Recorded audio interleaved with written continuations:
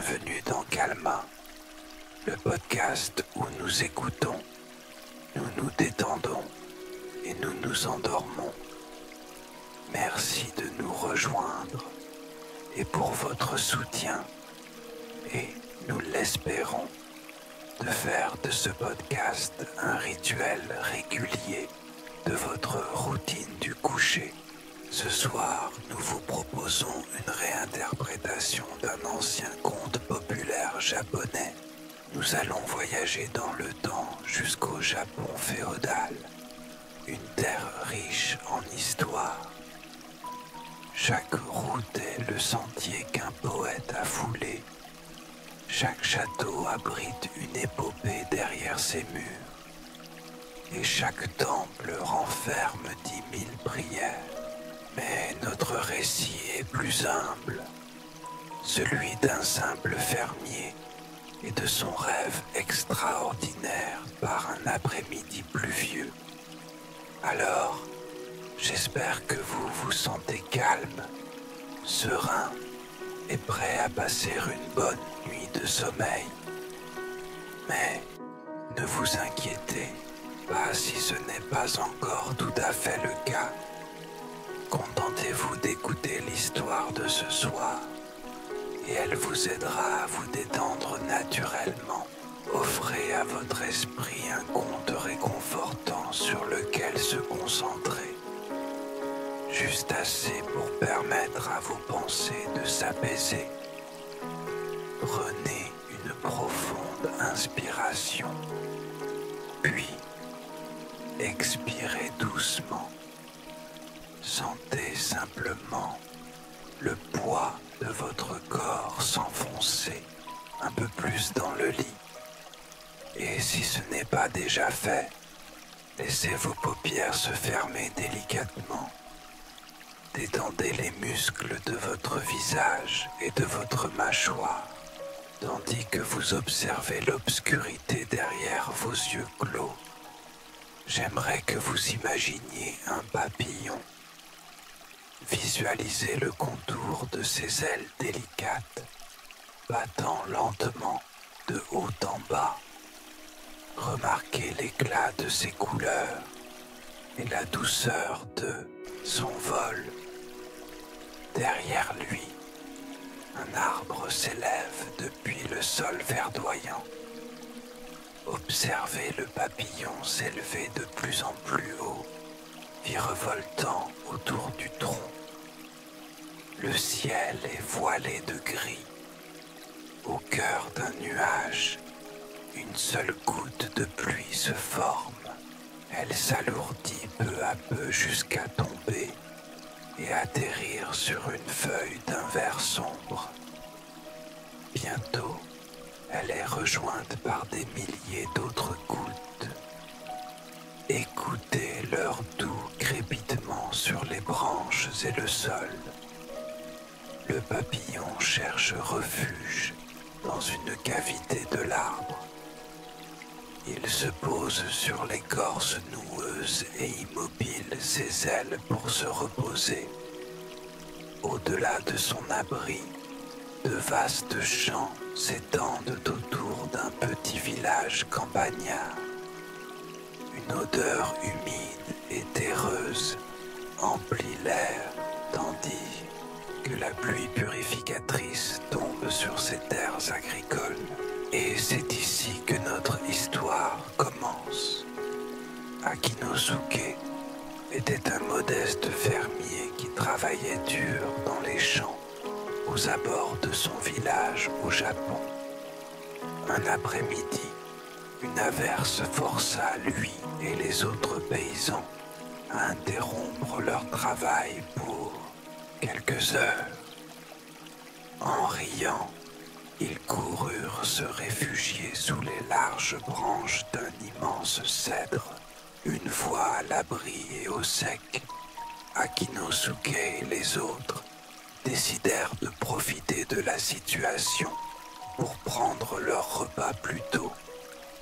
Alors que les gouttes de pluie tambourinaient doucement sur le feuillage au-dessus de leur tête, ils mangèrent, burent et se laissèrent aller à ces conversations légères qui coulent si naturellement entre vieux amis.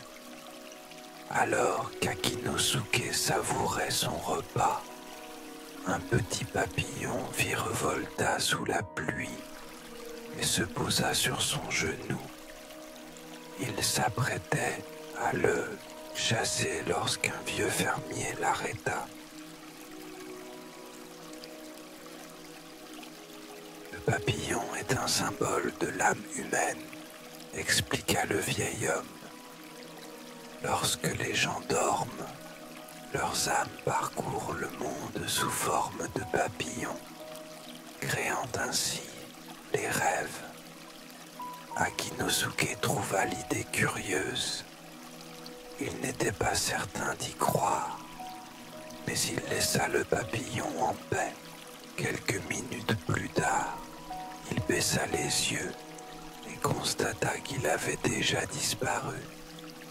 Bientôt, le ventre d'Akinosuke fut rempli de soupe chaude et de riz gluant, et il se sentit pleinement satisfait.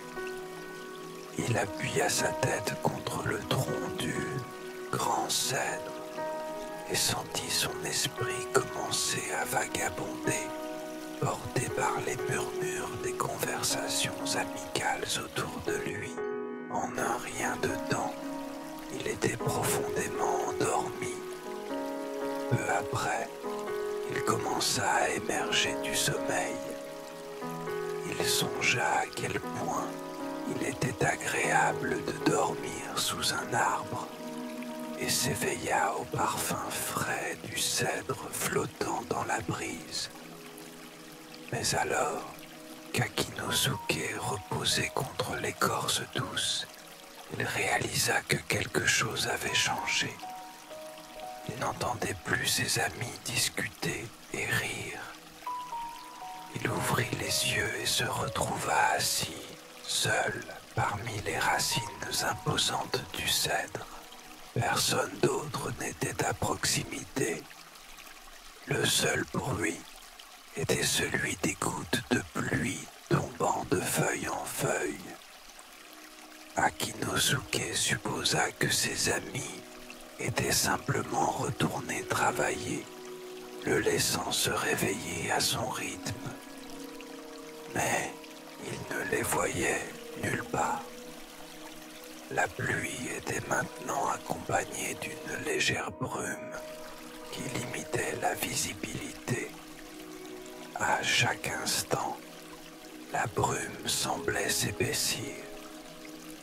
Akinosuke plissa les yeux pour y distinguer quelque chose. Là où elle était la plus dense, il parvint à apercevoir des silhouettes humaines s'approchant. Il semblait s'agir d'un grand groupe.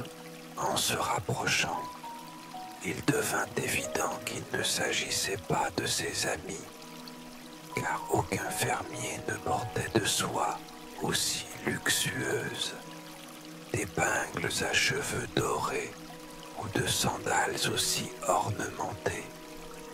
Akinosuke n'eut aucun mal à comprendre qu'il se trouvait en présence d'une procession royale. Il se redressa vivement et s'inclina profondément à la taille. Le chef de la procession était un homme âgé aux yeux pétillants. Il s'approcha et invita Akinosuke à se relever.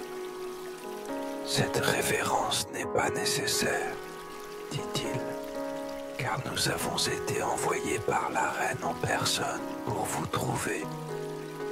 Ils étaient venus lui demander son aide pour une affaire des plus importantes. » Akinosuke se redressa et contempla la majesté du groupe.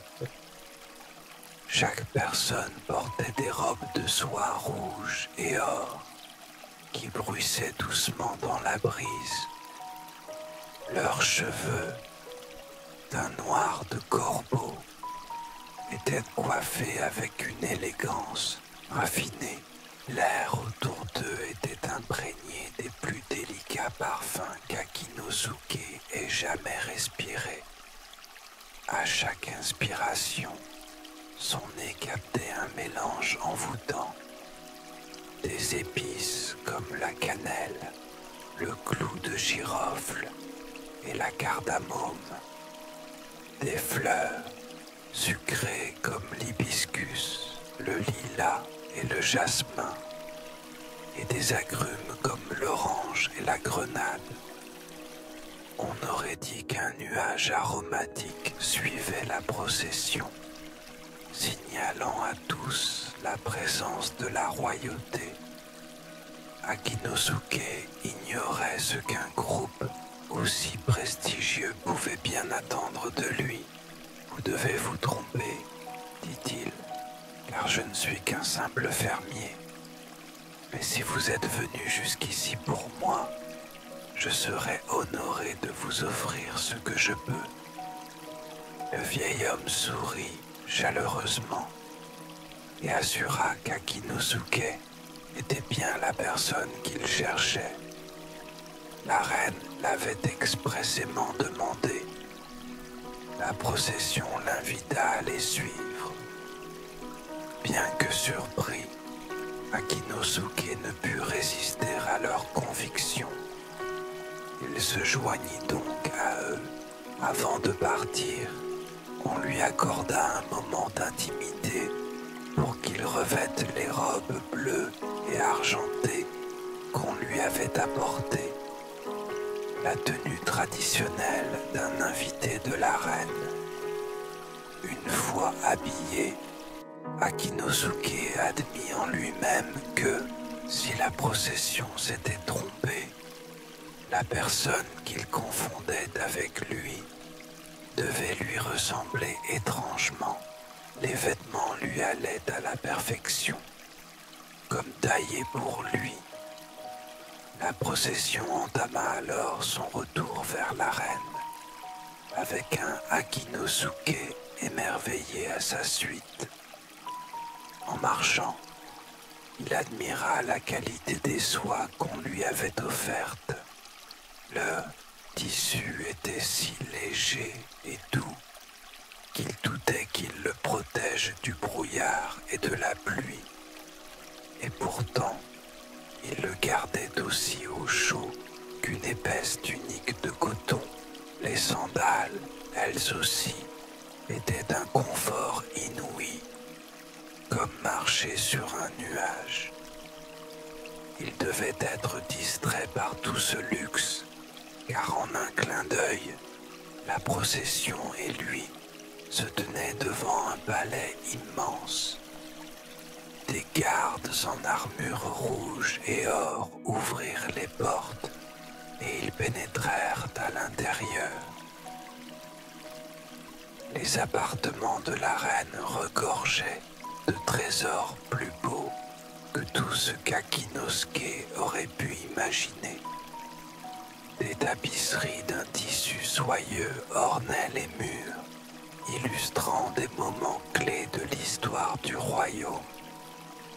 Le sol était entièrement couvert de tapis moelleux, de fourrure ou de nattes de bambou d'une qualité exceptionnelle.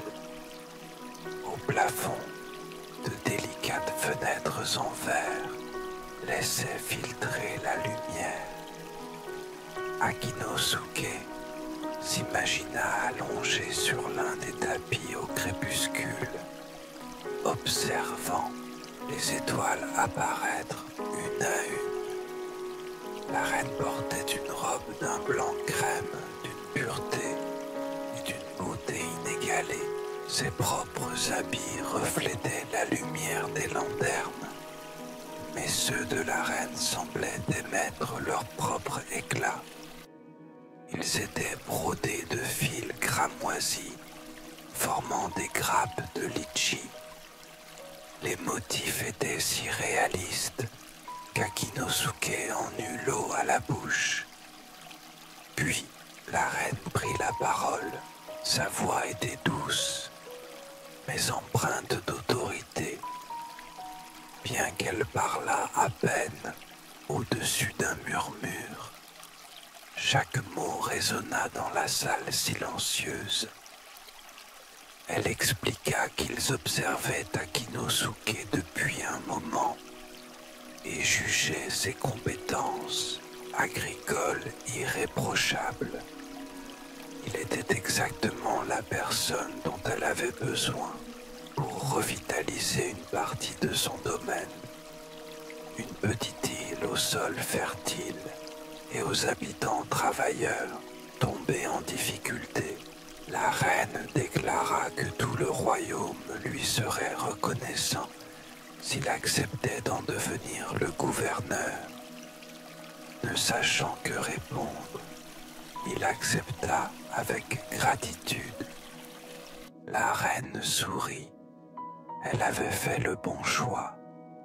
Akinosuke passa les jours suivants au palais à préparer son voyage vers l'île, située au milieu d'un large fleuve. Bien que stupéfait par sa chance, il avait tant d'affaires qu'il eut à peine le temps d'y penser. Enfin, le départ arriva. Plusieurs conseillers l'accompagnèrent. Ils traversèrent ce qui semblait être tout le Japon. Collines et champs verdoyants, grandes cités et petits hameaux. La dernière étape consista à franchir le fleuve à bord d'un magnifique navire en bois, aux voiles blanches comme la robe de la reine. À bord, Akinosuke laissa son esprit se reposer. Il se posta à la proue et ferma les yeux. Il sentit la chaleur du soleil sur ses mains. L'air frais jouait dans ses cheveux, faisant danser quelques mèches sur son visage. Les cris des oiseaux se mêlaient au clapotis de l'eau contre la coque. Le balancement apaisant lui rappela son hamac chez lui, berçant ses siestes d'été. Bientôt, l'île apparut à l'horizon et le navire accosta. Dès qu'il posa le pied sur la terre, Akinosuke sut que la reine avait dit vrai sur la fertilité du sol. Le terrain était souple et humide sous ses pas.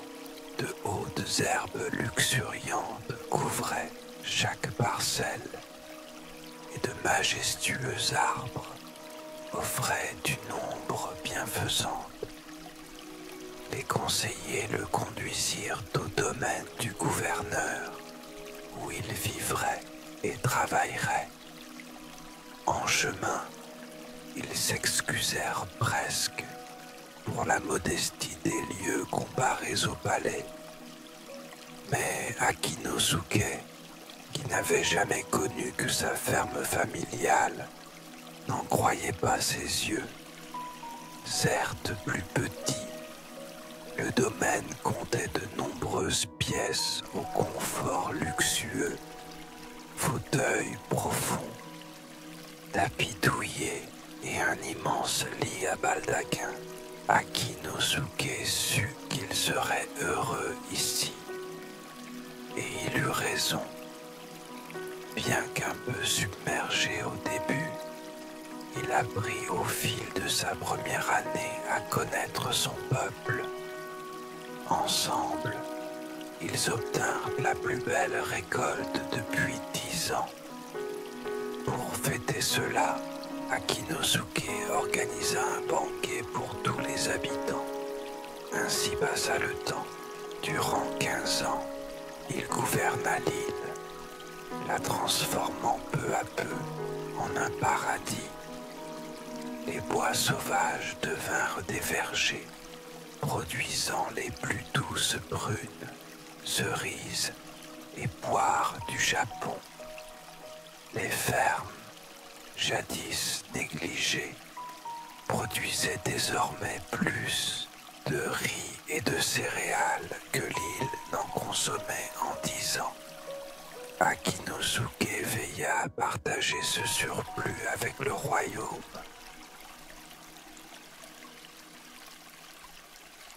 Adoré de ses administrés, il réglait les différends avec sagesse et humour.